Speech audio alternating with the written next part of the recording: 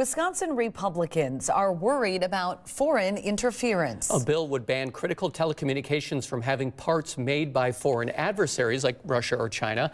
Our Wisconsin State Capitol Bureau Chief Vanessa Kelson breaks down the latest. On Wednesday, GOAT, or the Committee on Government Operations, Accountability and Transparency, our state's version of DOGE, held a public hearing on a bill that hopes to crack down on potential interference from foreign adversaries. The bill would ban any equipment manufactured by adversaries in critical telecommunications like 911 or emergency alert networks. Companies would also have to remove any of that equipment already in use. While many may think that these are issues that are handled at the federal government, organizations such as the CCP and others have turned to states. They have turned to local units of government, higher institutions of education as a soft underbelly. Meanwhile, Democrats on the committee are worried the bill offers no money for these changes.